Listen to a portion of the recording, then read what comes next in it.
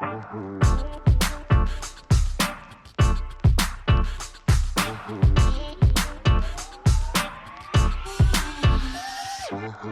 everybody, this is Amanda. Thank you so much for joining me. I really appreciate it. Today I have my model Charlie, and I am going to be cutting his hair like a picture that he showed me. He has darker hair, he's got a little bit of wave in there, it's kind of a blend of hair. It's great hair. I want to bring some of that curl back because he hasn't cut it for 7 months.